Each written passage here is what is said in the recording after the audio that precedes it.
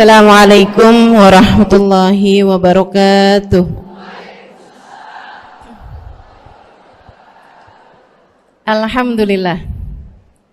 Wassalatu wassalamu ala Rasulillah Muhammad ibn Abdillah wa ala alihi wa sahbihi wa man walah. Subhanaka la ilma lana illa ma 'allamtana innaka antal alimul hakim. Rabbi shrah li sadri wa yassir li amri wahlul 'uqdatan min lisani yafqahu qawli. Amma ba'du. Alhamdulillah, ibu-ibu sekalian saya muliakan, hadiah indah di mana Allah mengizinkan kepada kita untuk menghadapnya. Bukan main. Siapa kita ini sampai diizinkan Allah untuk bolak-balik menghadap kepada Allah Subhanahu wa taala dalam salat-salat kita. Saya pernah dengar dari para guru-guru kami, guru-guru saya. Mereka mengatakan di saat orang salat, di saat kamu salat, di saat saya salat, bukan hanya karena saya mau sholat, kamu mau sholat, akan tetapi karena kamu dianggap mulia di mata Allah, sehingga Allah izinkan dirimu untuk menghadap padanya. Ketika saya sholat, bukan hanya karena saya mau sholat, akan tetapi karena saya punya nilai di mata Allah, sehingga Allah izinkan kepada saya untuk menghadap padanya. Sebaliknya, ketika kamu tidak mau sholat, bukan hanya karena kamu tidak mau sholat, akan tetapi karena kamu sudah jatuh dalam pandangan Allah, terhina dalam pandangan Allah, sehingga Allah tidak lagi mengizinkan kepadamu untuk menghadap kepadanya. Ketika seseorang tidak sholat, bukan hanya karena dia tidak mau sholat, akan tetapi karena ia sudah tidak lagi bernilai di mata Allah, sehingga Allah tidak izinkan dia untuk menghadap padanya. Teman-teman, saudariku sekalian yang saya muliakan, kalau bicara tentang sholat nih teman-teman, ada 4 tingkatan, ada 4 kelas. Untuk kamu melihat sholatmu sudah ada di kelas yang mana. Kalau saya boleh bilang kelas teratasnya nih kelas bisnis, oke lah ya. Kelas bawahnya lagi kelas atasnya kelas eksklusif ya, kelas eksekutif. Terus bawahnya lagi kelas bisnis, bawahnya lagi kelas. Tapi ada 4 kelas, bawahnya lagi kelas gerbong. Nggak naik dalam kereta nih ya. Kelas yang paling bawah kita bahas nih, kelas gerbong nih. Kayaknya naik di atasnya nih ya, gerbongnya. Teman-teman sekalian, orang yang di saat mengerjakan sholat, dia kerjakan juga, tapi merasanya sebagai beban. Ya ampun, udah maghrib aja, baru juga asar. Ya ampun, males banget dah. Ini gak ada rusuh nih. Kita kan lagi jalan-jalan nih. Kita kan lagi belanja nih di Tanah Abang. Kita jamaah aja gimana sholatnya. Nah ini orang-orang yang menganggap sholatnya sebagai beban. Malas kalau disuruh sholat, terutamanya subuh. Terutamanya sholat subuh. Ini Allah ceritakan orang-orang yang seperti ini adalah kelompoknya orang munafik. Naudzubillah. Alladzina idza qamu ila sholati qamu kusala. Orang-orang yang kalau disuruh sholat bangun juga sih, tapi malas banget. Setan nih nemenin dia, kayak naroin batu di atas kepalanya, bikin dia berat mau ngerjain sholat. Kalau lagi tidur, ngipas-ngipasin matanya, bobo aja lagi. 5 menit lagi, 5 menit lagi. Bangun-bangun udah siang. Pernah terjadi padamu?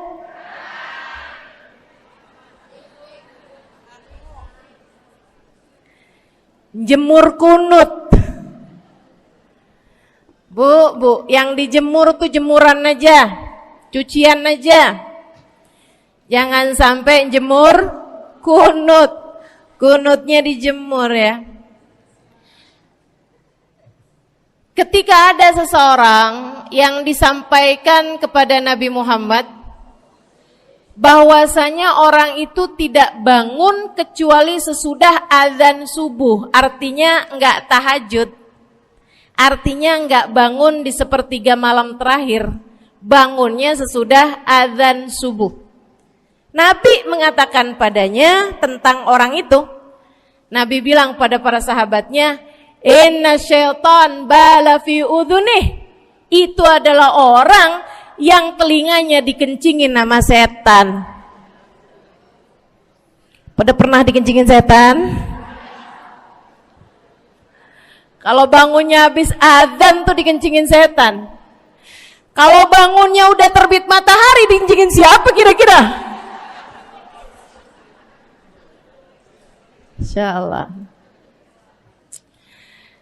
Teman-teman saudariku sekalian yang saya muliakan, alladzina idza qamu ila sholati qamu kusala, malas bener kalau diajakin sholat, sampai sebagian sholatnya dikerjakan keluar dari waktunya. Yang seperti ini masuk dalam firman Allah Subhanahu wa taala, a'udzubillahi minasyaitonir rajim, fawailul lil musallin alladzina an salatihim sahun. Fawailul lil musallin alladzina hum an salatihim sahun. Celaka orang-orang yang salat. Kenapa kok orang salat celaka ya Allah? Sebab mereka an salatihim sahun, melalaikan salat mereka. Apa maksudnya melalaikan? Imam Sayyidina Ibnu Abbas dalam salah satu tafsir beliau mengatakan alladzina yuakhiruna an waqtiha au yuqaddimuha ila ghairi waqtiha. Orang-orang yang mengakhirkan salat sampai keluar dari waktunya atau memajukannya sebelum waktunya.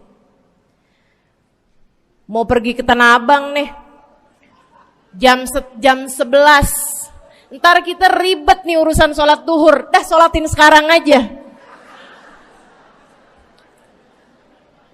Ini orang-orang yang fawailul lil musallin. Bu, sesibuk apapun dirimu, jangan pernah ninggal sholat. Bu, lagi ngerjain perkara penting apapun kamu, jangan pernah mengakhirkan sholat. Jangan pernah mengeluarkan sholat dari waktunya. Kenapa gitu?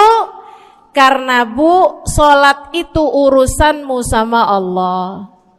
Gak ada yang lebih penting daripada itu. Gak ada yang lebih penting daripada itu.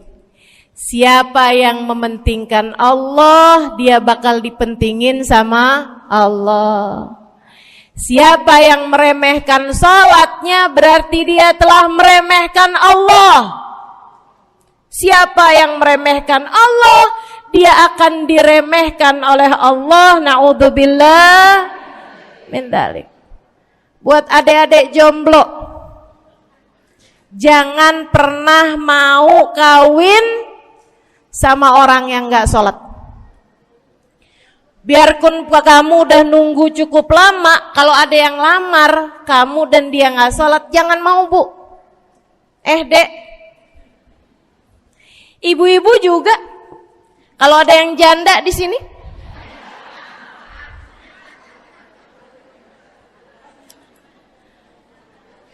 terus ada yang lamar kamu, Walaupun di garasinya ada kijang,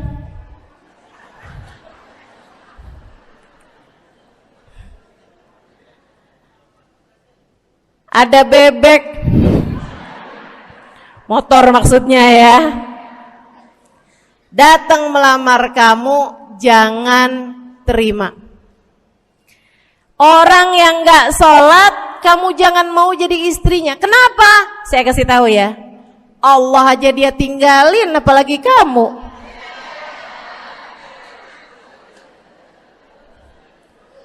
Allah aja dia tinggalin. Siapa yang tidak berguna baginya peringatan Allah, maka tidak akan berguna baginya peringatan dari siapapun. Tapi dia mencintai saya, Ustazah. Dia mencintai saya cinta mati katanya. Sekarang tungguin setahun 2 tahun, cintanya hilang, tinggal matinya. Tapi dia mencintai saya luar biasa, Ustazah. Dia tak sanggup hidup tanpa saya. Itu namanya cinta monyet. Tungguin 2 tahun, cintanya hilang, tinggal. Jangan temenan sama orang gak sholat. Dia telah jatuh di mata Allah. Maka kita pun belajar buat jadi orang-orang yang terus mendaki, terus meraih rahmatnya Allah, terus belajar buat jadi salah satu orang yang dipandang dengan rahmat oleh Allah Subhanahu wa taala. Salah satunya dengan cara kita memuliakan sholat. Kita menjaga sholat. Jagain sholatnya. Jangan masuk kelompok orang yang tadi itu sholatnya menjadi beban. Ini kelompok paling bawah nih. Naik ke kelas ekonomi. Tadi begitu ya?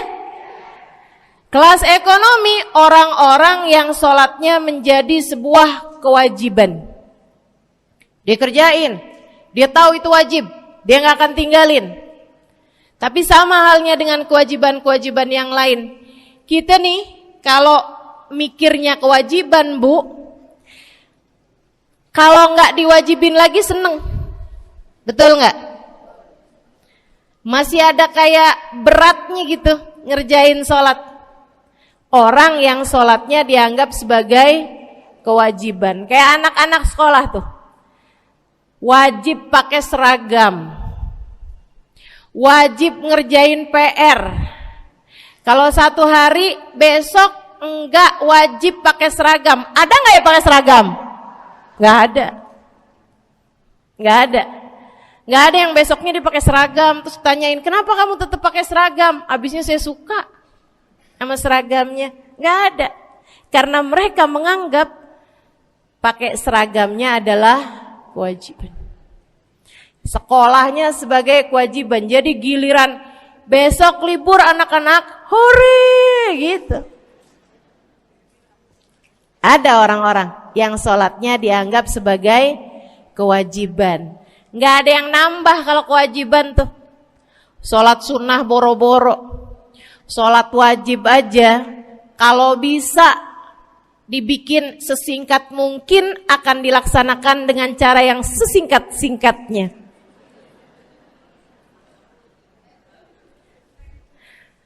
Habis ruku i'tidal sujud cepet bener ya. Malaikat raqib sama malaikat atid nih udah tahu aja kalau dia sholat. Habis ghairil maghdubi alaihim waladdallin. Malaikat atid bilang sama malaikat raqib, kulhu, catat kulhu udah pasti.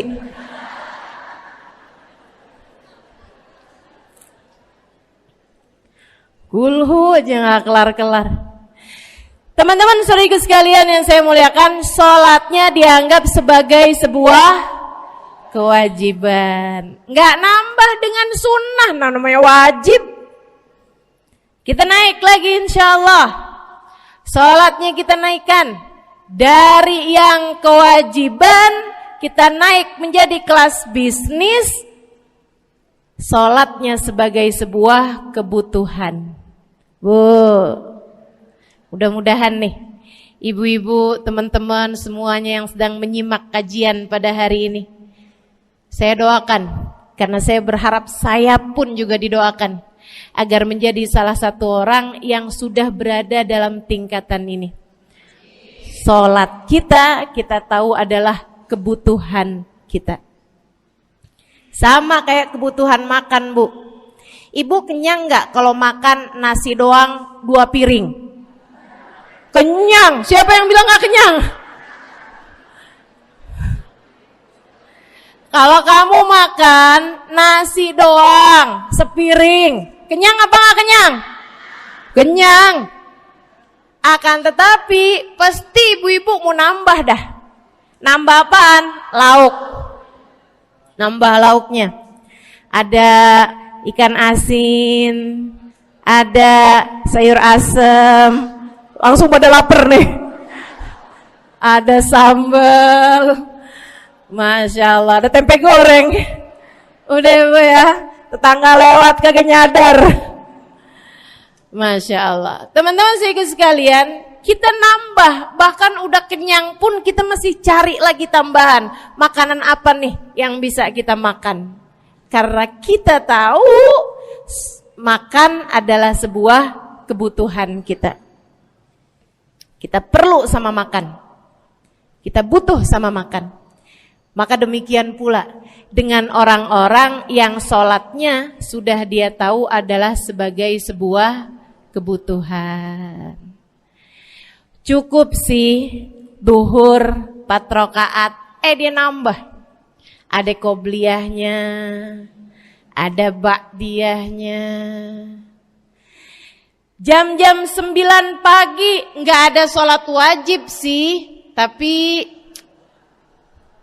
pengen ngemil, ya Bu ya, dengan cara kerjain sholat duha. Malam-malam abisnya isya, ampun mau tidur, ingat katanya Nabi, pesannya kepada Sayyidina Abu Hurairah, wasani habibi, kata Abu Hurairah, an utir qabla an anam. Kekasih saya Nabi besar Muhammad, kata Abu Hurairah, kasih pesan pada saya untuk jangan tidur sebelum sholat witir. Jadi habis kelar sholat isya langsung sambung sama witirnya. Dia tahu sholatnya adalah sebagai sebuah kebutuhan. Kebutuhan. Saya butuh untuk sholat karena saya butuh kepada Allah. Saya perlu sholat karena saya perlu kepada Allah. Saya perlu sholat karena saya tahu urusan saya sebesar apapun saya rasakan adalah kecil dalam pandangan Allah. Saya perlu sholat karena permasalahan dalam hidup saya yang saya rasakan sebesar gunung di atas pundak saya, di atas punggung saya, di hadapan Allah tak sampai seperti setitik debu yang mudah saja untuk dia angkatkan dari kehidupan saya. Maka kita pun menjadikan sholat sebagai sebuah kebutuhan. Lagi sakit, jangan ninggal sholat. Kenapa? Kamu menghadap kepada yang punya kesehatan. Lagi banyak utang, jangan ninggal sholat. Sama, jangan utang lagi. Karena kamu menghadap kepada pemilik segala kekuasaan, pemilik dunia dan akhirat, pemilik semua uang di atas muka bumi ini adalah Allah. Makanya Habib Ali Habsyi, penulis kitab Maulid Simtud Durar, yang tadi ibu-ibu baca maulidnya, beliau pernah bilang, Ada dalam salah satu diwan beliau. Diwan tuh syair-syair beliau itu ya.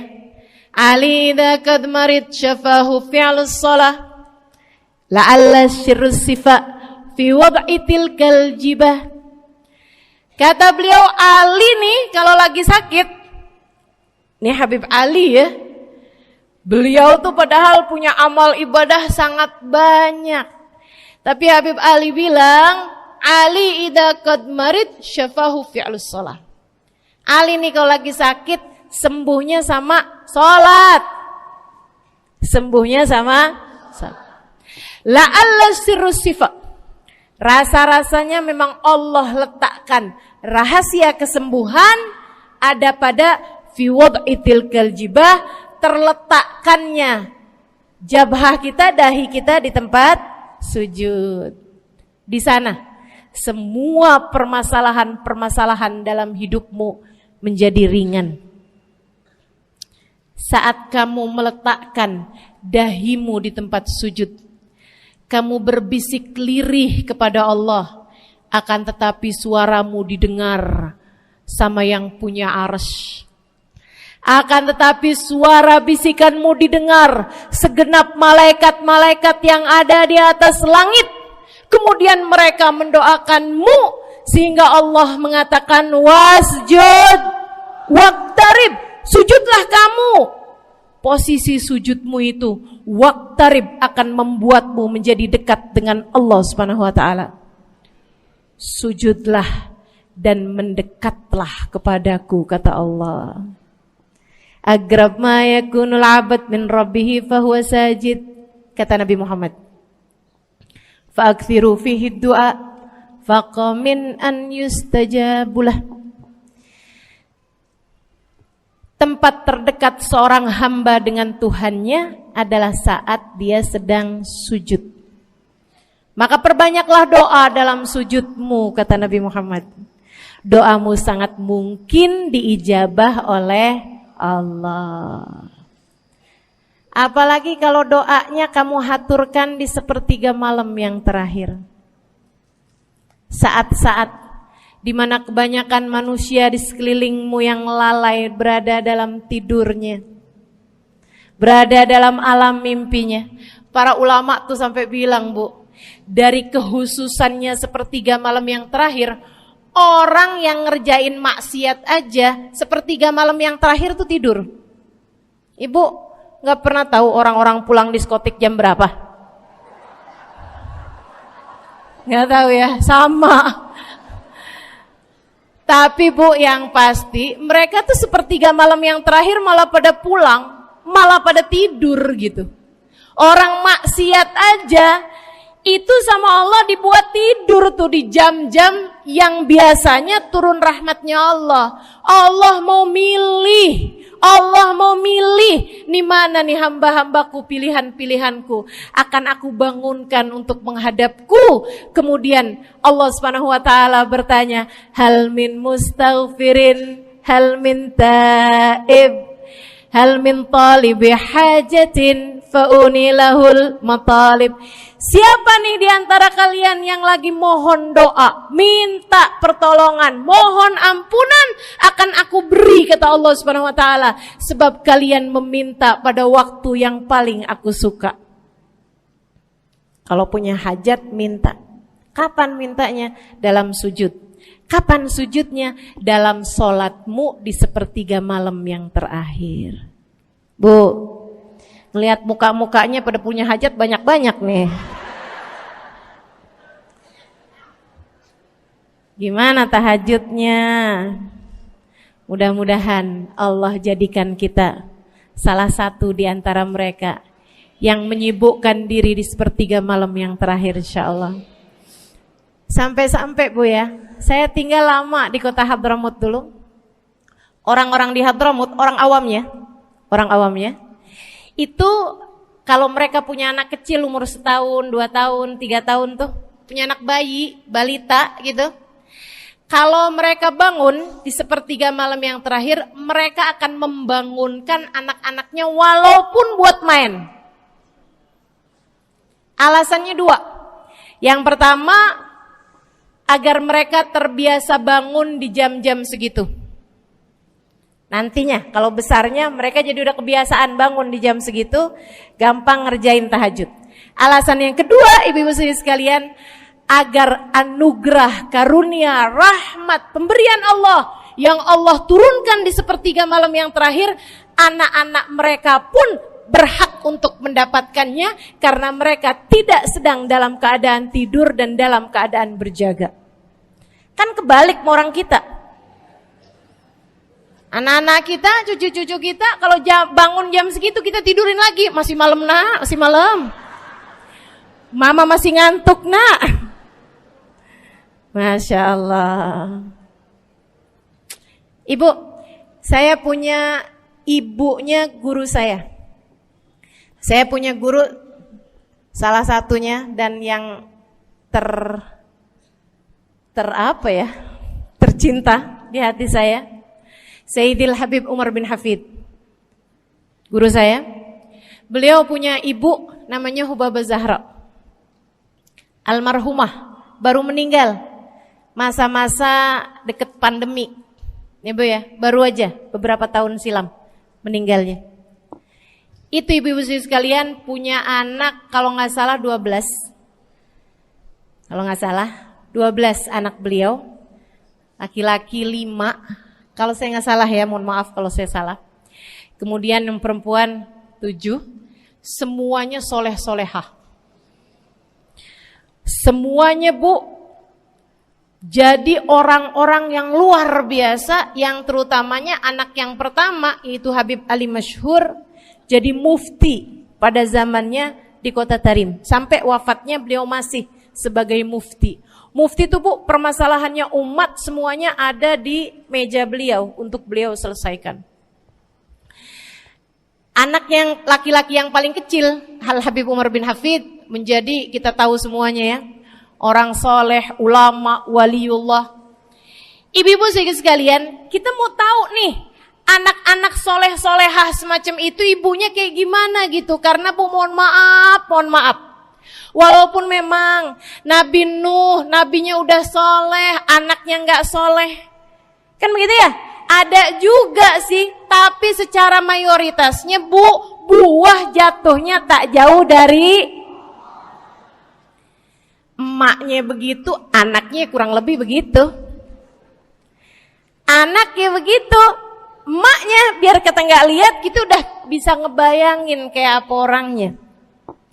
Ibu-ibu sekalian, nih anak-anaknya Hubabah Zahra, Masya Allah semuanya. Kita mau tahu ibunya kayak gimana. Satu cerita aja tentang Hubabah Zahra. Ibu-ibu sekalian, anaknya cerita, Hubabah Zahra, Umi, anak perempuannya, dia bilang seumur hidupnya nggak pernah ninggal tahajud. Bu,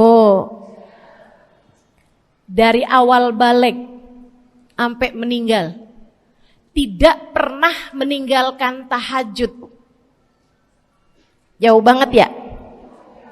Sama siapa? Tahajud semalam, seminggu libur. Kelakuan siapa tuh? Hubabah Zahra gak pernah ninggal tahajud kecuali satu malam. Satu malam itu beliau tuh lagi ada hajat besar, maksudnya lagi kayak ada acara pernikahan, kemudian beliau juga kelelahan, kecapean, baru tidurnya juga jam-jam 2, jam-jam mau jelang pagi Bu ya. Kelewatan tahajud. Bangun pas azan subuh. Ibu, beliau bangun dengan gemeteran. Beliau bangun dengan menggigil padahal enggak musim dingin. Beliau bangun, azan, innalillahi wa inna ilaihi rajiun. Azan,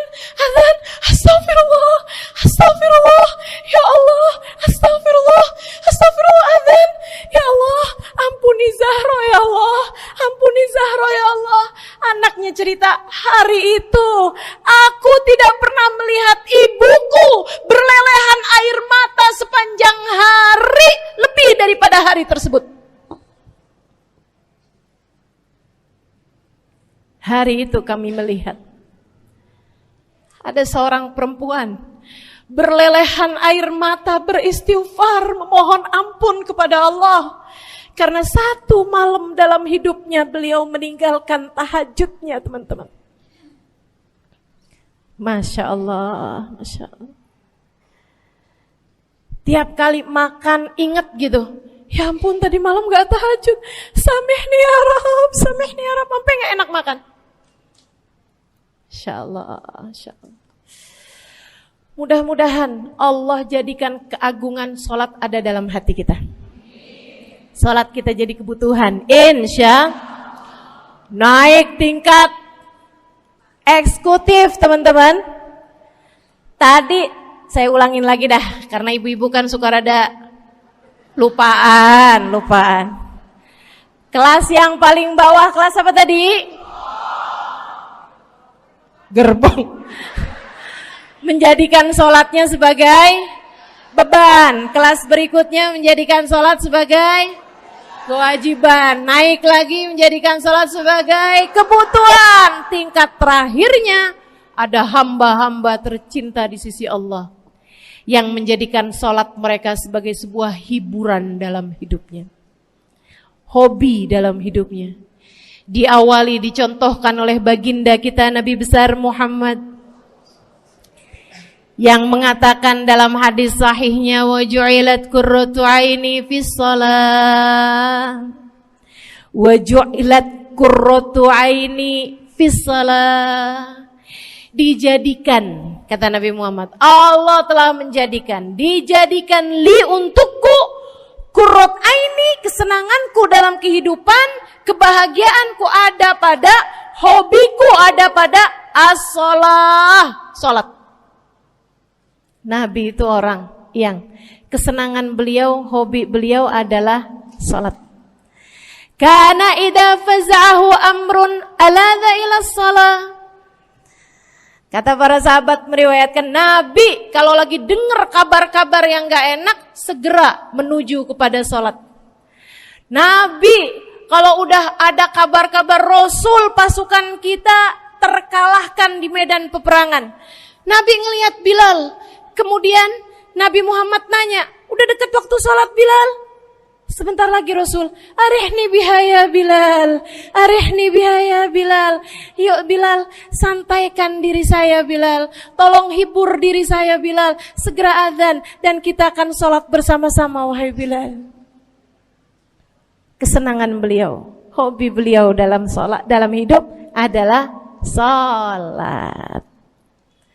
Teman-teman saya sekalian, bukan hanya Nabi Muhammad, tapi para sahabat-sahabat Nabi Muhammad, tapi para tabi'in, para tabi'it tabi'in. Saudaraku sekalian saya muliakan, Sayyidina Umar bin Khattab alaihi ridwanullah, kana idza ja'ahu hal, apabila beliau dalam keadaan hatinya lagi khusyuk, hatinya lagi nyambung banget sama Allah Subhanahu wa taala, kalau mau salat sunnah manggil orang.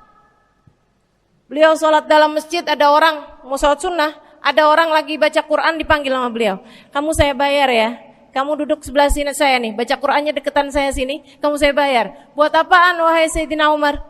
Buat negur saya, ngingetin saya lagi sholat nih. Oh gak usah dibayar Tuan. Yaudah kalau gitu kamu duduknya sebelah sini ya. Tugas saya apa Tuan? Kalau kamu lihat saya sholat berdirinya kelamaan, ingetin saya buat ruku. Kalau kamu lihat ruku saya kelamaan gak bangun-bangun, ingetin saya buat bangun. Kalau kamu lihat sujud saya kelamaan, ingetin saya buat duduk. Karena saya sekarang ini kalau lagi berdiri baca Al-Quran, lupa buat ruku. Dari nikmatnya bacaan Quran beliau. Baik Tuan. Sholat, baca Fatihah, habis itu baca Quran, surat Al-Quran. Dapat selesai satu, kok masih enak. Baca lagi, masih enak lagi, baca lagi. Yang sebelah beneran nih gak ruku-ruku. Beliau berdiri kemudian bilang, Tuan ruku. Gak kedengeran. Beliau berdiri deketin telinganya, Tuan ruku. Belum kedengeran juga. Ruku. Allahu Akbar. Sayyidina Umar bin Khattab. Tabi'in, Sayyidina Ali Zainal Abidin. Pernah lagi sholat, rumahnya kebakaran, teman-teman. Sholat sunnah di waktu malam, rumahnya kebakaran. Orang-orang pada teriak-teriak, Tuan Harik, nar, ya ibn binti Rasulillah, wahai anak dari cucunya Nabi Muhammad. Tuan, ada api di sekitarmu. Tuan, kebakaran. Tuan, kebakaran. Allahu Akbar. Sami Allahu liman hamidah. Enggak lihat apa-apa. Habis selesai sholat baru lihat, kebakaran nih rupanya. Orang-orang pada bilang, kami sudah mengingatkanmu Tuan. Apa jawab beliau? Al-hadni an-narul kubro. Di depan saya ada api yang jauh lebih besar, api neraka. Saya nggak lihat api sekecil ini. Masya Allah. Saudara sekalian yang saya muliakan, para ulama Allah Subhanahu Wa Taala. Terakhir saya mau ceritakan Sayyidil Habib Abu Bakar As-Sakran, penulis Wirid Sakran. Kalau teman-teman pernah tahu, beliau saudara sekalian saya muliakan dapat julukan As-Sakran, orang yang mabuk. Karena mabuk kepada Allah Subhanahu Wa Taala. Beliau pernah satu waktu kena penyakit di punggungnya. Beliau kemudian tanya sama dokter, kata dokter, wah ini nih penyakit mesti diangkat, mesti dioperasi. Ya udahlah, operasiin saya. Disuguhin 1 gelas khamr di waktu yang telah ditetapkan untuk jadi waktu operasi. Apa ini? Khamr, minuman keras. Zaman itu belum ada obat bius. Dia bilang, ini buat apa? Khamr ini Tuan, minuman keras ya, agar engkau nggak sadar. Jadi enak gitu kita ngoperasinya. Dia bilang, saya mau dengan kesehatan saya kepengen ngerjain taat kepada Allah. Saya nggak mau. Saya dapetin kesehatan saya dengan cara mengerjakan yang diharamkan Allah, yaitu minuman keras. Saya nggak perlu ini.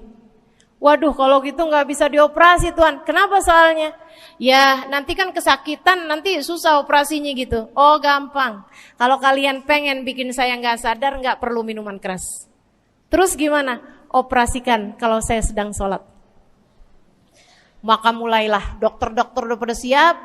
Beliau lagi sholat sunnah ya Bu ya. Allahu Akbar gitu. Mulai dokter buka baju belakangnya. Mulai Bu digunting kulitnya, digergaji tulangnya. Beliau Bu mukanya meringis saja enggak. Beliau ruku, dokternya ikutan nungging. Beliau sujud, dokternya ikutan menunduk juga. Beliau sholat nikmat banget. Sampai beliau selesai dari sholat, beliau nanya sama dokter-dokternya, kenapa gak nurut tadi tuh waktu saya sholat mestinya operasi. Kata dokter, udah selesai Bib dari tadi. Masya Allah. Radiyallahu ta'ala anhum wardahum. Ini bukan kelas-kelas kita. Saya cuma ceritain aja sama ibu-ibu. Bukan berarti ibu-ibu nanti pas waktu sakit bilang sama dokter-dokter gak usah dibius. Beda hati Bu, beda hati. Ibu ya, beda iman, beda semuanya kita sama mereka. Yang pasti, makanya saya kan yang ini nggak doa nih. Pas yang kebutuhan tuh baru saya doa. Kenapa? Karena kayaknya tingkatan kita dah Bu ya. Mentok dah, sampai kebutuhan itu dah. Insya Allah, mudah-mudahan Allah jadikan kita orang yang menjaga salat insya Allah. Rabbi jalni muqimas salah wa min dzurriyyati amin. Rabbi jalni muqimas salah wa min dzurriyyati amin. Rabbi jalna muqimis salah wa min dzurriyyatina rabbana wa taqabbal du'a. Ala hadhihi niyyah bikun niyyah salihah ila hadratin nabi al-fatihah. Syaitanir rajim. Bismillahirrahmanirrahim. Alhamdulillahirabbil alamin. Ar-Rahmanir-Rahim. Maliki yaumiddin. Iyyaka na'budu wa iyyaka nasta'in. Ihdinas siratal mustaqim, siratal ladzina an'amta 'alaihim, ghairil maghdubi 'alaihim waladdallin. Amin. Taqabbalallahu minna wa minkum, taqabbal ya karim. Sama-sama kita hormati, kita sayangi segenap keluarga besar dari Majelis Ta'lim Raudhatul Aliyah di bawah pimpinan Ibu Ayu Komaladewi Kita doakan semoga beliau beserta segenap keluarganya senantiasa dalam limpahan rahmat ridha Allah Subhanahu wa taala. Juga kita doakan Ustazah Nabilah Al-Haddad sebagai pengasuh di majelis ta'lim ini, sebagai pimpinan di majelis ta'lim ini, Bu Ayu dan Ustazah Nabilah sekeluarga semuanya insyaallah senantiasa dalam pandangan kasih sayang Allah SWT. Panjangkan umurnya, disehatkan badannya, dimudahkan urusannya, kabulkan hajatnya, semakin dicinta Allah SWT dan Rasulnya. Para ustadzah, para hubabah, para syarifah, para pimpinan pondok pesantren, para pimpinan majelis ta'lim, yang mudah-mudahan semuanya dalam limpahan rahmat ridha Allah SWT, serta tentu saja semua yang hadir di majelis ini, baik ibu-ibu, kakak-kakak, adik-adik, anak-anak, yang mudah-mudahan semuanya dirahmati Allah, disayang Allah, dibahagiakan Allah, diistiqomahkan jalannya menuju ridha Allah Subhanahu wa taala, insyaallah diistiqomahkan jalannya menuju surga Allah Subhanahu wa taala. Amin ya rabbal alamin. Qul amantu billah thumma istaqim, kata Nabi Muhammad sallallahu alaihi wasallam kepada seorang pemuda yang meminta nasihat, ya Rasulullah ausini, wahai Rasul tolong nasihati aku. Kita kalau ketemu orang mulia jangan minta duit, Bu. Kita kalau datang ketemu sama orang-orang yang kita tahu doanya mustajab, sangat soleh, hidupnya baik, apalagi jika dia adalah kekasih-kekasih Allah Subhanahu wa taala. Kamu kalau berjumpa dengan ulama, jangan minta sesuatu yang duniawi. Tirulah para sahabat ketika berjumpa dengan Nabi Muhammad. Biasanya mereka meminta satu dari dua hal. Yang pertama, mereka minta doa. Ida'ili ya Rasulullah, doakan aku wahai Rasul. Ibu juga gitu. Kalau ketemu sama ulama, ketemu orang soleh, ketemu kiai, ketemu habib yang kita tahu doanya mustajab, bertemu hubabah, mintalah doa. Tapi jangan hanya sekedar urusan doa duniawi, Bu. Doa duniawi itu yang gimana, Ustazah? Doa yang kalau diijabah nggak akan manfaat begitu kamu masuk dalam alam kubur. Itu namanya doa duniawi. Ustazah, doakan saya biar saya cepat kebeli rumah. Bu, kalau mati rumahnya dibawa gak? Ustazah, doakan saya kepengen beli HP baru. Dibawa gak HP-nya? Enggak. Itu namanya doa duniawi. Ustazah, Doakan biar suami saya tambah cinta.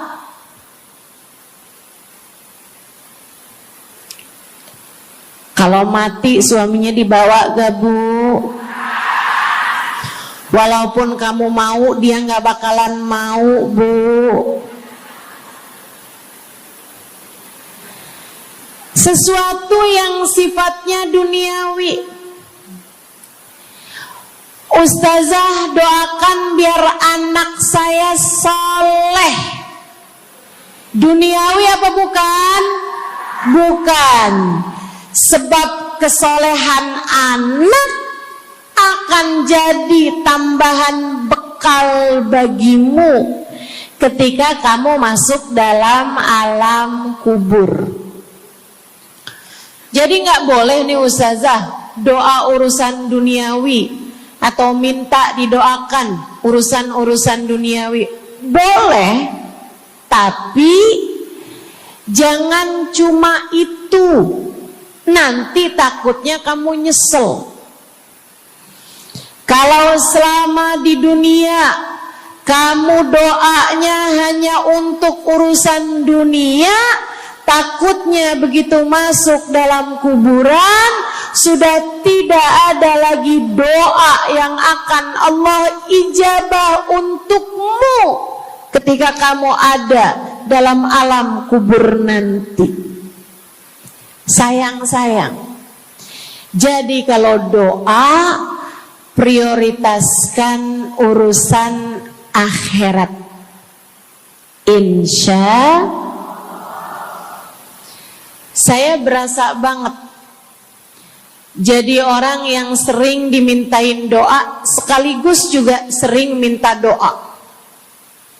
Saya kalau ketemu orang soleh, ketemu habaib, ketemu hubabah, saya akan minta doa, gak pernah minta duit saya. Ida'ili ya hubabah, ida'ili ya habib. Serius sekalian,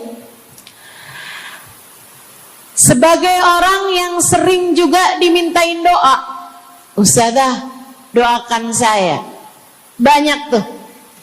Saya merasakan perbedaannya saat saya ada di Tarim sama ketika saya sudah pulang dan kembali ke negeri ini. Waktu saya di Tarim, orang kalau minta doa sama saya, usik berdoa,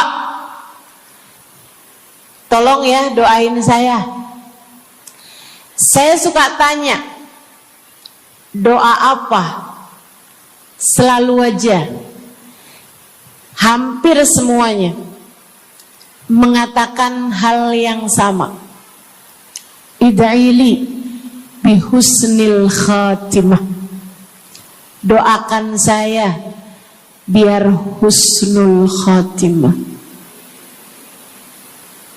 Begitu nyampe ke Indonesia, kalau ada orang bilang, Ustazah doain saya, biasanya lanjut tuh, doanya minta apa langsung dibilang, gak pakai tanya. Ustazah doain saya biar utang cepat lunas. Ustazah doain saya biar cepat dapat jodoh. Ustazah doain saya biar jadi orang kaya. Ustazah doain saya biar suami nggak mendua. Ya Allah, ternyata kebanyakan orang kita kalau minta doa seringnya urusan duniawi. Bukan berarti nggak boleh, boleh aja sih. Cuman takutnya begitu kamu mati nyesel kalau semua doamu selama ini adalah sesuatu yang tidak ikut kamu bawa ketika kamu mati.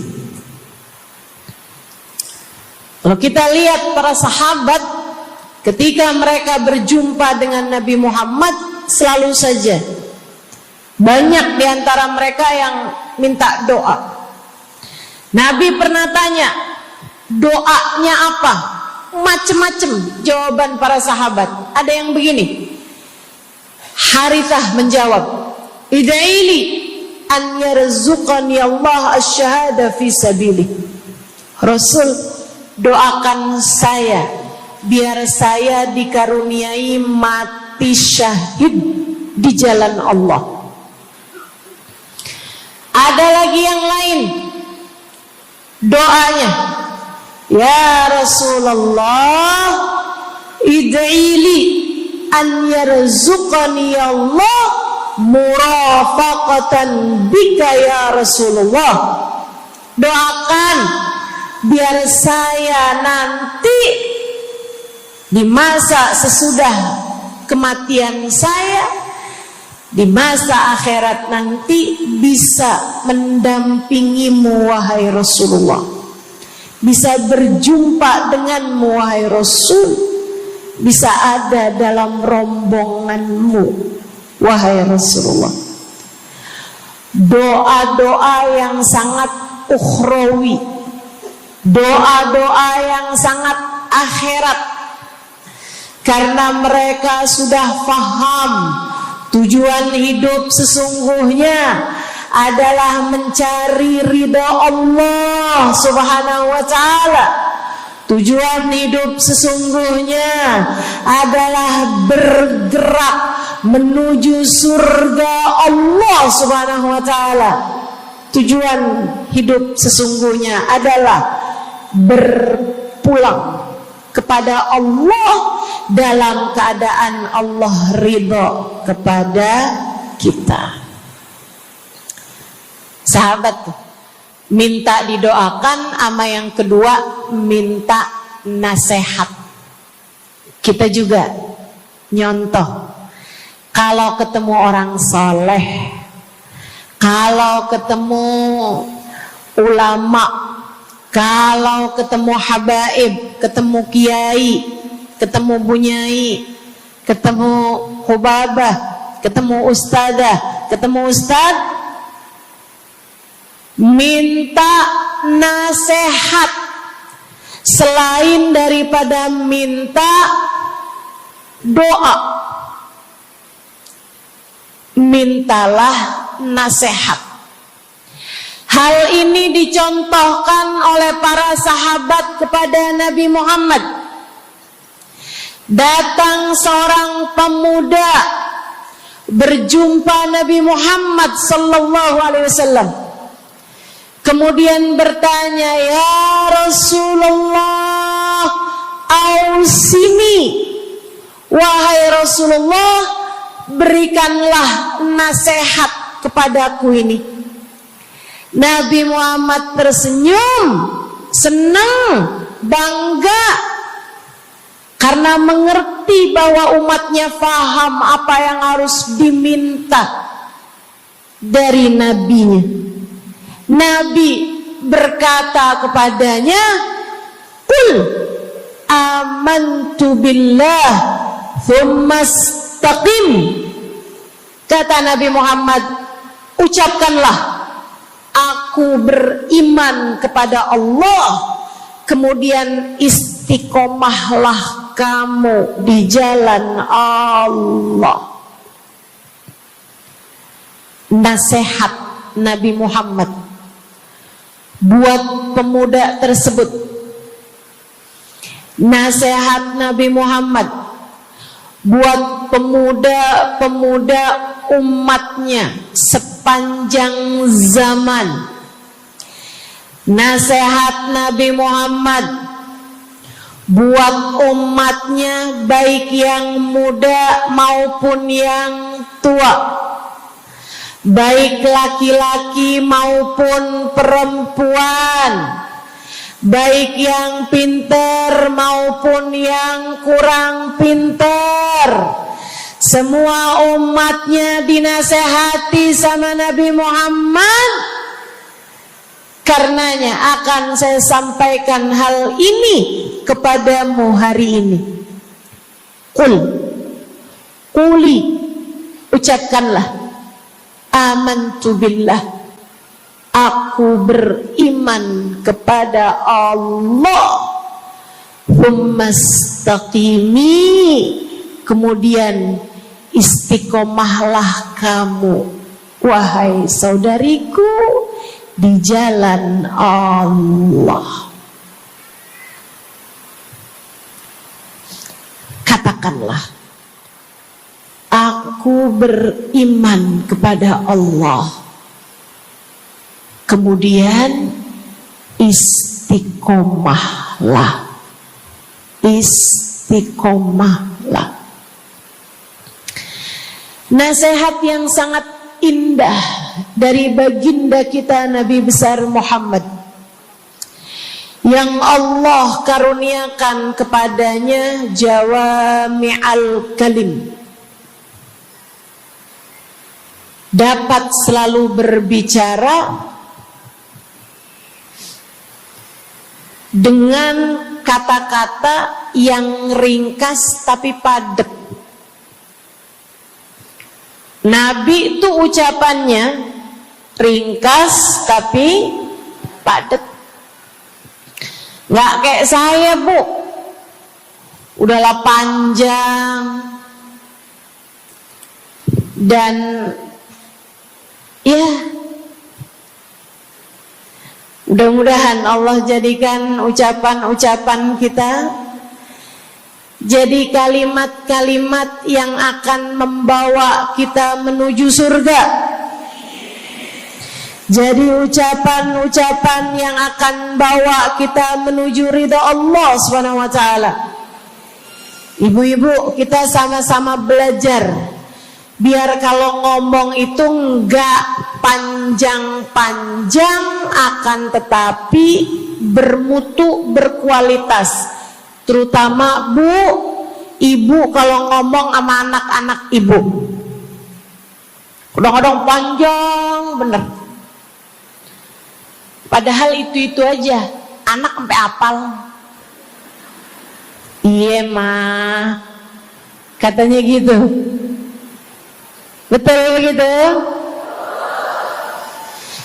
Nabi kalau ngomong pendek aja tapi penuh makna.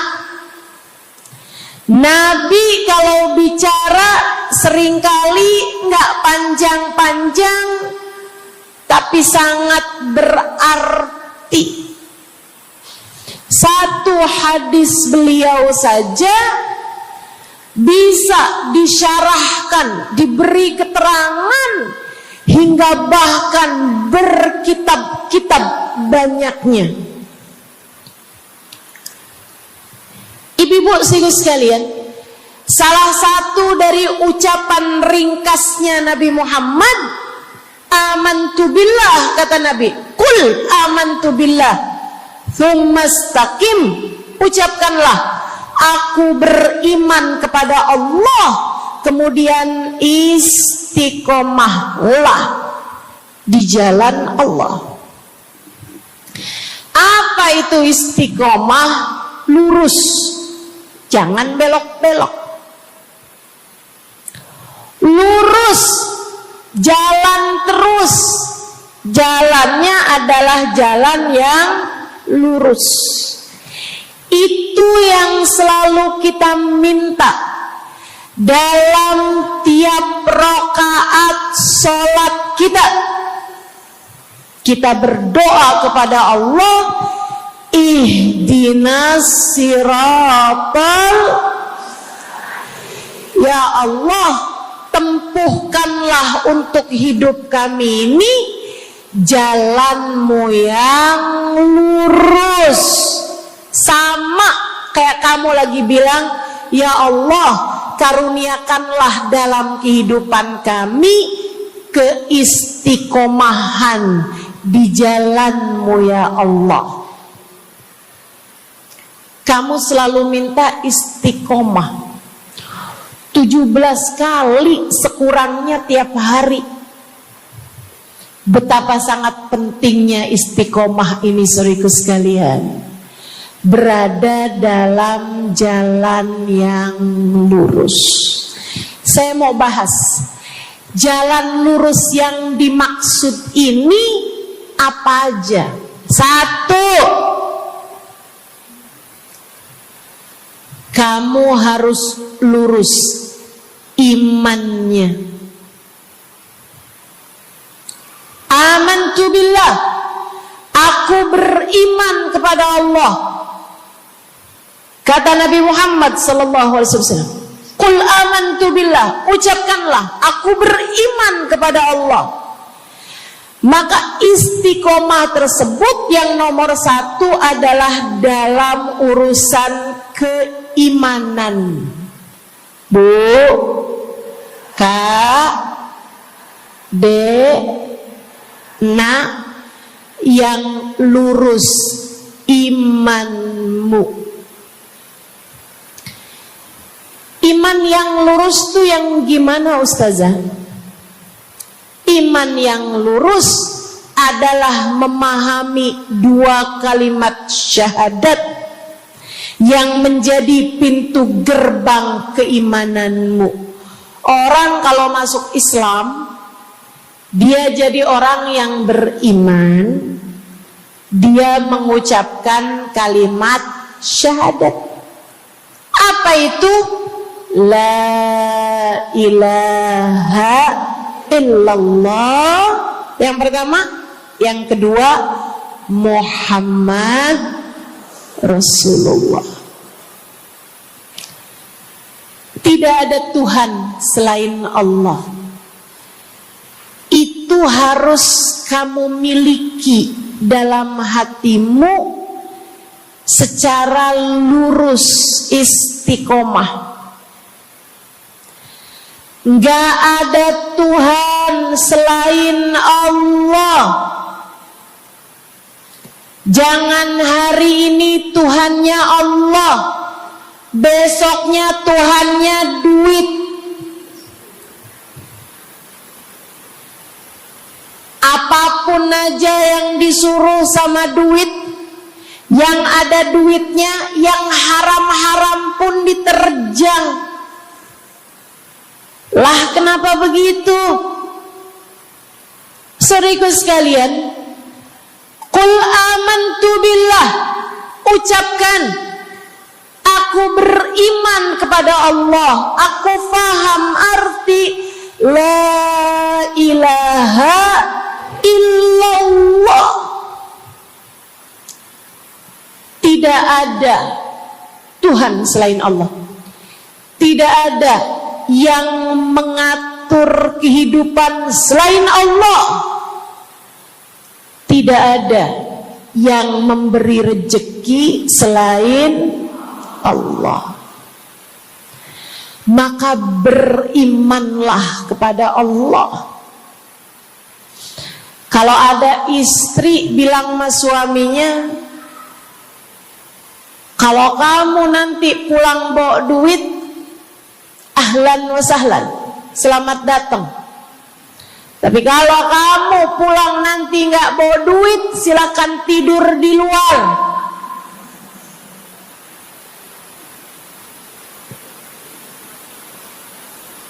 Kamu sepertinya kurang beriman. Kamu lupa bahwa pemberi rezeki bukan suamimu, melainkan yang ngasih rezeki itu cuma satu, Bu. Namanya bukan pekerjaan, bukan atasan, bukan pemerintah. Yang ngasih rezeki cuma Allah Subhanahu wa ta'ala. Maka berimanlah atas hal itu. Jangan nyalahin si ini, nyalahin si itu. Imanmu benerin. Imanmu benerin. Banyak orang saya liatin itu suka pada repot urusan rezeki. Banyak banget. Di dunia ini nih banyak yang suka repot urusan rezeki. ngejar dunia abis-abisan, ngejar duit segala macam cara, sampai omongannya nggak jadi omongan orang beriman.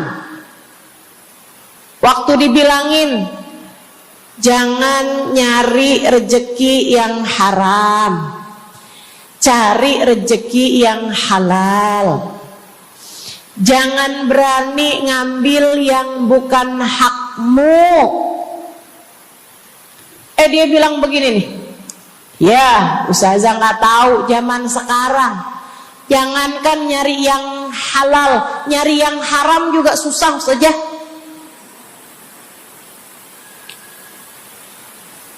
Itu omongan orang nggak beriman. Kamu mesti ngerti dulu, kalau yang kamu minta adalah urusan rezeki, dengerin. Kalau yang kamu minta urusan rezeki, kamu harus datang kepada alamatnya. Yang sering kali membuat kamu setengah mati urusan rezekimu, sampai mau-maunya menghinakan diri, minta-minta sama orang, berharap dari orang.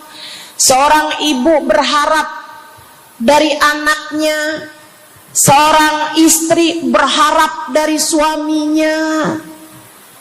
Saudariku sekalian, yang sering kali membuat kamu tersiksa urusan rezeki adalah karena kamu salah alamat. Kamu salah alamat. Kamu sedang tersesat jalan. Kamu sedang salah arah. Makanya jadinya kemana-mana kamu nggak nemu. Orang alamatnya aja salah. Ini kalau kamu mau ke Kubah Mas, tapi kamu perginya ke Taman Mini, nyampe apa nggak nyampe? Dapat apa enggak majelisnya? Nggak dapat. Kenapa? Salah alamat. Yang dicari Kubah Mas, kamu perginya ke Keong Mas. Nggak nyampe, nggak dapat.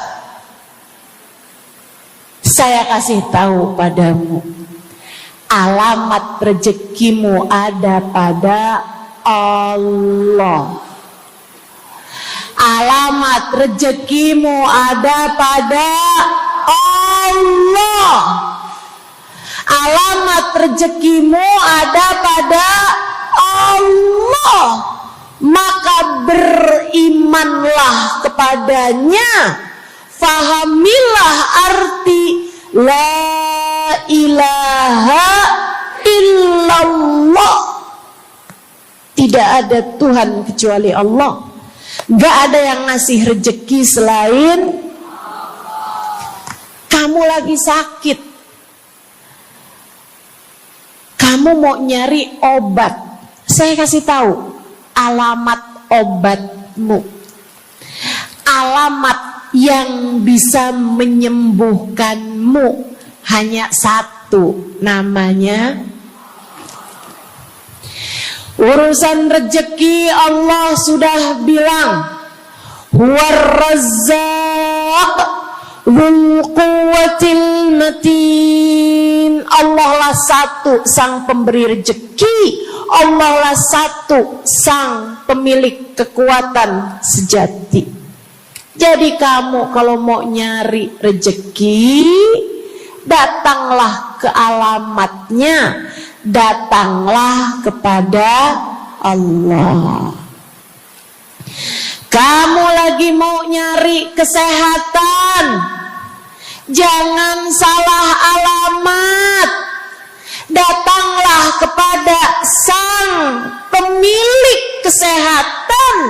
Alamatnya yaitu Allah yang telah mengatakan, fa idza maridtu fa huwa yashfin.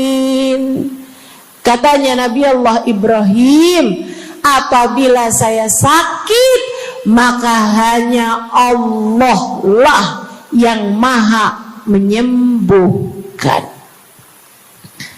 Berarti nggak boleh pergi ke dokter gitu Ustazah? Silahkan pergi ke dokter, pergi ke apotik, datang kepada orang yang doanya mustajab, minta didoakan. Tapi semua hanyalah sebab, semua hanyalah wasilah. Sang penyembuh sejati adalah Allah.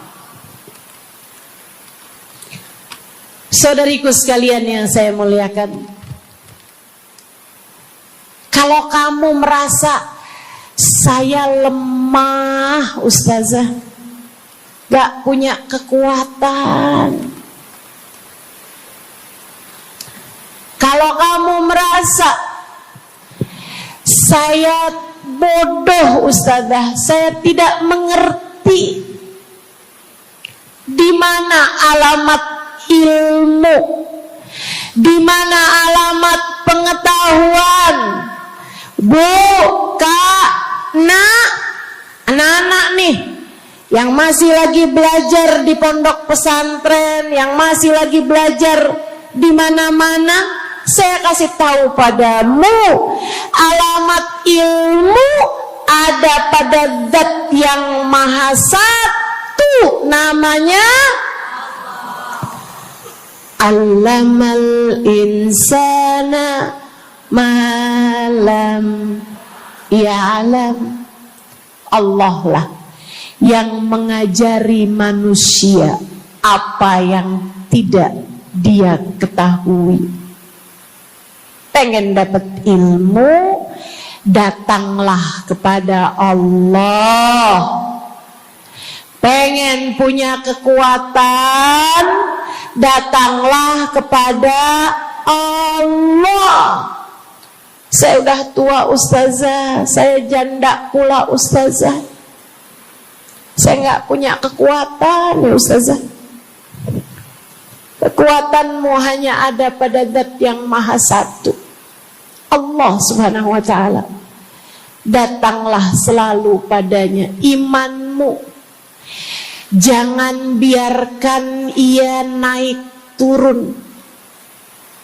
Imanmu biarkan ia kokoh di dalam hatimu. Jangan percaya kalau ada yang bilang kekuatan ada pada uang. Jangan percaya. Percaya hanya satu aja, kekuatan ada pada Allah. Jangan percaya orang bilang kekuatan ada pada kecantikan. Kalau kamu cantik, kamu kuat, suamimu gak akan kemana-mana. Jangan percaya, Bu. Percaya hanya satu aja, kekuatan ada pada Allah Subhanahu wa Ta'ala. Kamu takut terjadi hal-hal yang buruk bagimu, bagi anak-anakmu. Kamu kepengen ada yang jaga. Ibu, gak usah pusing-pusing mau nyari bodyguard, gak usah pusing-pusing mau sewa security, pengamanan. Sebab sang pemberi keamanan hanya satu, namanya Wallahu ya'simuka minan nas. Hanya Allah satu yang dapat menjagamu dari kejahatan manusia. Qul a'udzu birabbin nas. Katakanlah, aku berlindung kepada sang penjaga manusia, sang pemelihara manusia, sang pengasuh manusia. Allah Subhanahu wa ta'ala. Berimanlah padanya, istiqomahlah. Bu, gak ada yang bisa bikin orang meninggal selain Allah. Gak ada. Tapi dia ditabrak orang, Ustazah. Kalau gak ditabrak dia gak bakalan mati. Kamu kebalik. Justru karena dia harus mati, Allah jadikan dia ditabrak. Jelas? Ini imannya mesti yang benar nih. Jangan kamu kira ini ada dokter malpraktek sehingga dia kemudian meninggal dunia. Jangan kamu kira karena salah minum obat dia mati. Bukan, ibu-ibu sekalian, justru karena dia harus mati, karenanya kemudian ketemu sama dokter yang malpraktek lah, ketemu sama obat yang salah lah. Itu hanya sebab kematiannya itu sendiri. Allah udah bilang, idza jaa ajaluhum la yastakhiruna sa'atan wa la yastaqdimun. Apabila datang ajal seseorang, enggak ada siapapun yang bisa memajukan barang semenit pun, enggak ada yang bisa memundurkan meski sesaat sekalipun. Enggak ada. Emang udah kepastiannya. Waktunya mati ya mati, Bu. Gak ada yang bisa menghidupkan, sekaligus tidak ada yang bisa mematikan selain Allah. Itu artinya istiqomah dalam iman. Tapi tunggu dulu, sebelum saya lanjutkan istiqomah yang lain. Selain beriman kepada Allah, kamu juga harus beriman kepada Nabi Muhammad. Kamu harus beriman kepada Nabi Muhammad. Beriman bahwa beliau adalah, a'udzubillahi minasyaitonirrajim, qul innama ana basyarum mithlukum yuha ilayya. Dua-duanya harus seimbang. Innama ana basyarum mithlukum, tapi juga yuha ilayya. Katakanlah wahai Nabi Muhammad, aku adalah seorang manusia seperti kalian. Saya punya badan, saya punya perasaan. Kalau nggak makan-makan saya lapar. Kalau habis makan nggak minum saya haus. Kalau beberapa hari saya nggak tidur, saya ngantuk. Qul innama ana basyarun. Sampaikan kepada manusia, aku adalah seorang manusia seperti kalian juga. Ama anak cinta, lama nggak ketemu sama istri, kangen. Katakan wahai Nabi Muhammad, ana basyarum mithlukum, saya manusia seperti kalian juga. Kalau ada yang disayang kemudian meninggal, sedih. Karena Nabi adalah seorang manusia.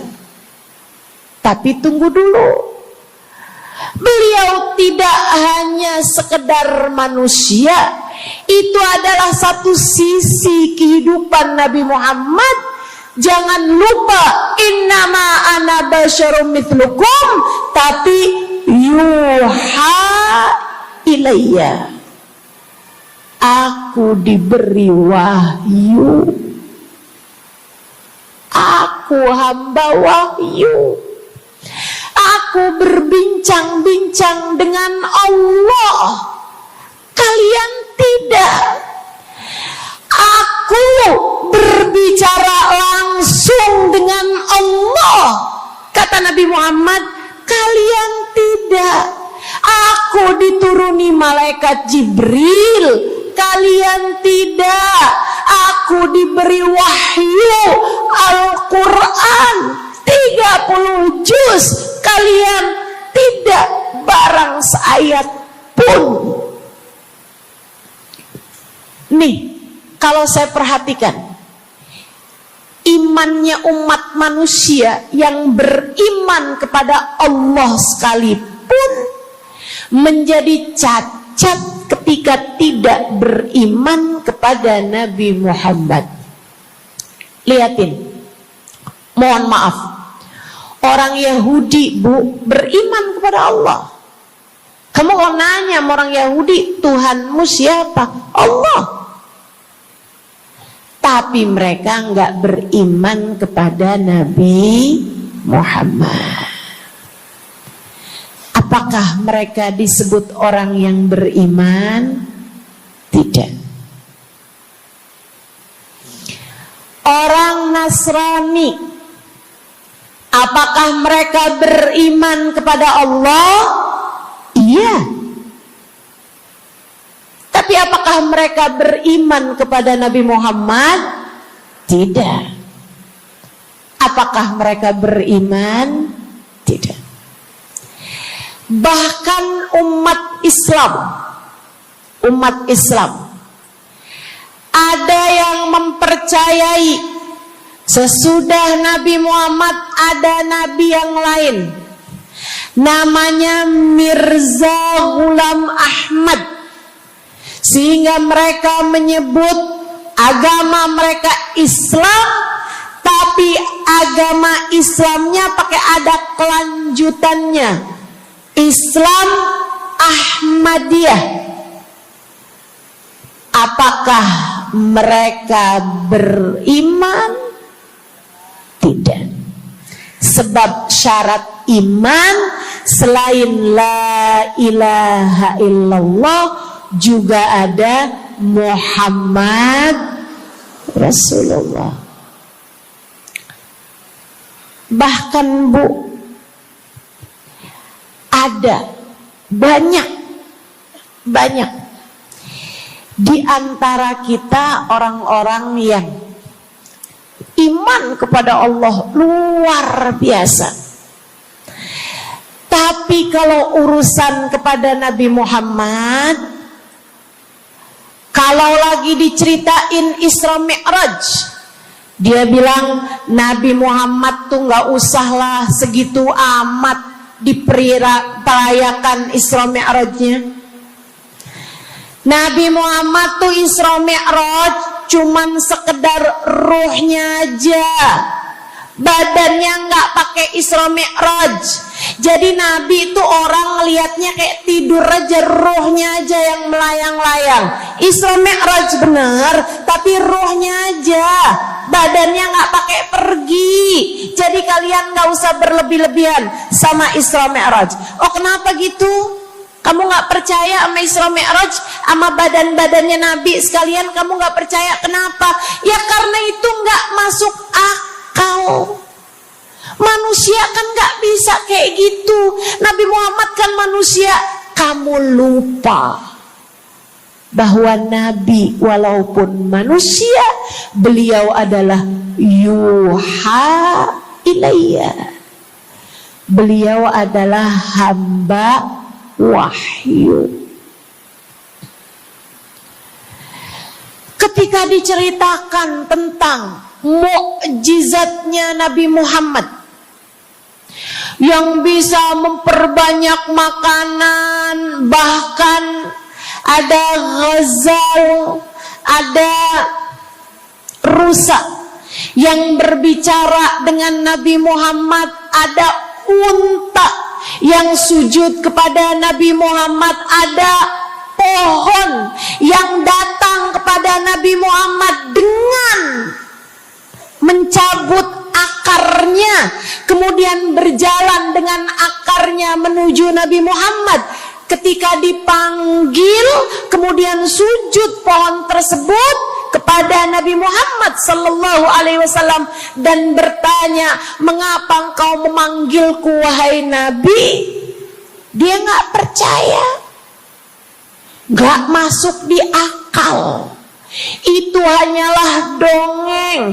Kita bilang tapi hadisnya sahih, riwayatnya Ibnu Mas'ud yang menceritakan hal itu, hingga bahkan Sahibul Burdah menuliskannya. Katanya Sahibul Burdah Imamul Busiri, ja'at lidakwatihil asjaru sajibatan tamshi ilaihi ala saqin bila qadami. Datang ketika dipanggil sama Nabi Muhammad pepohonan. Mereka datang dengan, mereka berjalan dengan akar-akar mereka, kemudian sujud di hadapan Nabi Muhammad. Ini tentang iman. Mereka nggak percaya. Mereka ngakunya paling beriman. Mereka ngakunya paling lurus imannya. Tapi kenapa kalau mengenai Nabi Muhammad kamu menjadi timpang? Ketika melihat orang ramai-ramai bersolawat kepada Nabi Muhammad, mereka kegerahan. Ketika melihat orang-orang ramai datang ke majelis-majelis maulid, merayakan, bergembira atas lahirnya Nabi Muhammad, mereka kegerahan sampai mereka bikin GAM. Apaan tuh? Gerakan anti maulid. Oh, ada lagi mereka menyebut diri mereka GAS. Apaan tuh? Saya tanya. Gerakan anti solawat lah. Kenapa kamu kegerahan sama Nabi Muhammad? Hah? Kenapa kamu ngerasa kayak takut banget umat begitu cinta sama Nabi Muhammad? Ada apa denganmu? Kamu lupa Nabi Muhammad memang manusia, tapi qul innama ana basyarum mithlukum yuha ilayya. Jangan pernah pisahkan Nabi, meskipun beliau seorang manusia seperti kita, tapi beliau adalah hamba wahyu. Beliau adalah hamba wahyu. Kamu gerah banget orang bersolawat sama Nabi Muhammad. Ada masalah apa sama kamu? Kamu gerah banget orang baca maulid Nabi Muhammad. Bahkan ada orang-orang yang ngaku paling Islam, tapi gerah banget ngelihat orang berziarah ke makam Nabi Muhammad. Ada masalah apa sama kamu? Yang bermasalah bukan kami umat Nabi Muhammad. Yang bermasalah adalah imanmu. Sebab ketika kita diminta beriman kepada Nabi Muhammad, jangan hanya fokus kepada kemanusiaan Nabi Muhammad, fokuslah pula kepada beliau sebagai hamba wahyu. Saudaraku sekalian yang saya muliakan, istiqomah dalam iman. Beriman kepada Allah, beriman kepada Rasulullah. Cinta kepada Allah, cinta kepada Rasulullah. Cinta kepada Rasulullah, cinta kepada keluarga Rasulullah, cinta kepada sahabat Rasulullah, dan istiqomahlah dalam cinta tersebut. Jadi istiqomah menuju ridha Allah yang pertama adalah istiqomah dalam iman. Yang kedua, istiqomah dalam taat. Bu, Kak, istiqomah dalam taat. Kamu disuruh sholat,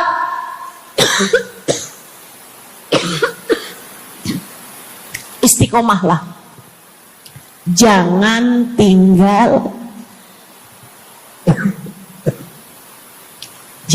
tinggal sholat.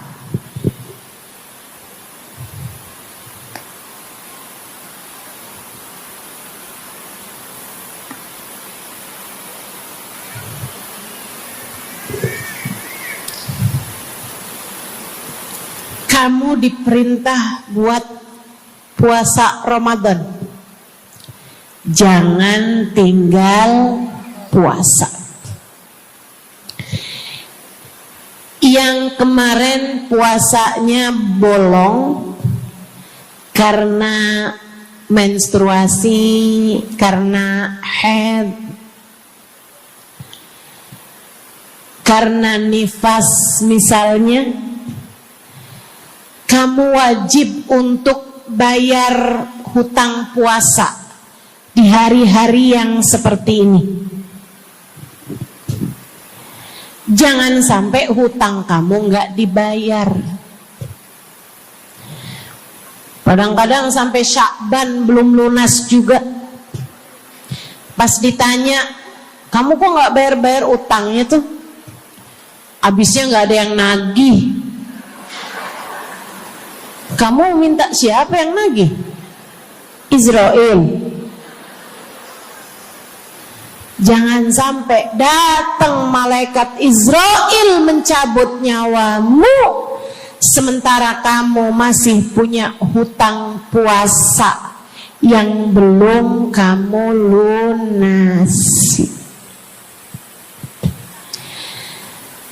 Kamu diperintah Allah buat taat. Istiqomahlah dalam jalan taatmu. Jangan tinggal perintah Allah. Dek, kalau kamu dilamar sama laki-laki yang gak sholat, jangan mau. Tapi dia baik, Ustazah. Baik menurut siapa? Dek, orang ninggal sholat artinya dia ninggal Allah. Saya bilangin, kalau Allah aja dia tinggal, apalagi kamu. Dia bilang dia gak bakal ninggalin saya, Ustazah, karena katanya dia gak sanggup hidup tanpa saya. Dek, jangan percaya. Jangan percaya. Allah aja dia tinggalin loh, apalagi kamu. Apalagi kamu. Orang yang, kata para ulama nih Bu, orang yang peringatan Allah tidak bermanfaat padanya, dia tidak akan bermanfaat dengan peringatan siapapun. Kalau lagi cinta sih dia bisa ngomong apa aja. Tapi percayalah, yang bisa ninggal Allah, dia bisa ninggal siapapun. Istiqomahlah di jalan Allah. Istiqomah di jalan Allah. Jangan berani ninggal Allah. Jangan berani ninggal salat. Jangan berani ninggal ibadah. Kenapa gitu Ustazah? Karena yang pegang nasib kamu Allah. Ini nasihat abah saya yang akan saya pegang sampai kapanpun. Abah saya pernah pulang-pulang dari kerjanya, dia cerita, abah tadi ketemu sama orang yang dulu abah pengen jadi kayak dia. Dia itu dulu waktu zaman abah muda, abah kepengen kayak dia. Ganteng, kaya, sehat, orang tuanya kaya, dia bisa sekolah. Abah kepengen sekolah, gak ada biayanya. Abah harus bantu orang tua buat nyari nafkah, sehingga akhirnya putus sekolah. SD aja gak tamat, kata abah saya. Serius kalian,